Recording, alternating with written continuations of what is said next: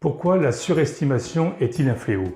Bonjour et bienvenue sur cette vidéo. Aujourd'hui, j'évoque avec vous le fléau de la surestimation. La surestimation des biens immobiliers est une pratique contraire à l'intérêt du vendeur, de l'acquéreur et du professionnel. C'est pourtant une réalité persistante que de voir le prix d'un bien augmenter de milliers, voire de dizaines de milliers d'euros par rapport à sa valeur réelle.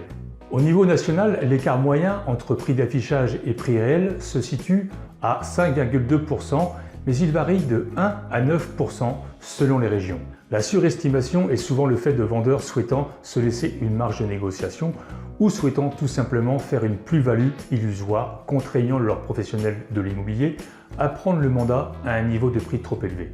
D'autres vendeurs céderont aussi au chant de sirène de quelques professionnels prêts à faire miroiter un prix plus élevé que la réalité du marché pour obtenir un mandat exclusif. La conséquence habituelle de cette stratégie est notoire. Le bien mettra plus de temps à trouver preneur et le vendeur sera progressivement amené à accepter des offres au rabais. Notez également que le vendeur obtient souvent sa meilleure offre au début de commercialisation car le bien est nouveau, donc rare et attendu. Démarrer trop haut éloigne du bien les meilleurs acquéreurs qui vont regarder l'annonce mais ne pas visiter le bien car trop cher. Et le temps abîme la valeur du bien qui est assimilé à un bien usé. C'est pourtant une vérité pas toujours facile à entendre. La plupart des vendeurs n'ont pas un accès facilité aux données de vente réalisées de manière détaillée pour accompagner leur réflexion sur le prix de mise en vente. En exemple, pour comprendre, l'utilisation du site national etalab.gouv n'est pas tout à fait compréhensible par les profanes, voire pas connu du tout. Je vous laisse malgré tout le lien pour que vous puissiez en faire votre propre opinion. Les vendeurs continuent donc de se baser sur des sites d'annonces affichant des prix de présentation. D'autant plus que certains sites d'estimation en ligne bien connus sont souvent pointés du doigt pour leur avis de valeur discutable.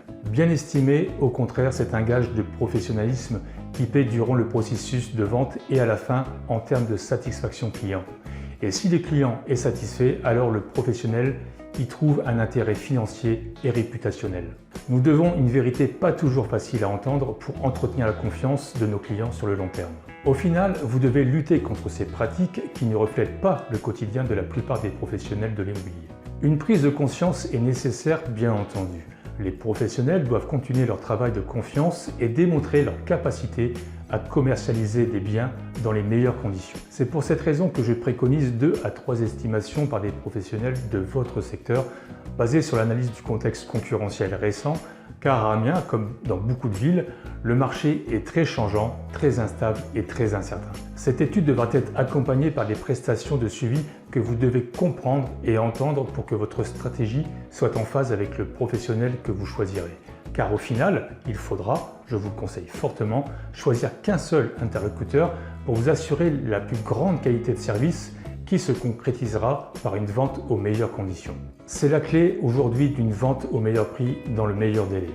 Je vous retrouve très vite dans une autre vidéo qui explique vos intérêts à ne choisir qu'un seul professionnel et ce que vous devez exiger en termes de transparence et de suivi. Cette vidéo est maintenant terminée, j'espère qu'elle vous aura été utile. Si c'est le cas, n'hésitez pas à partager, à liker, à me laisser vos commentaires.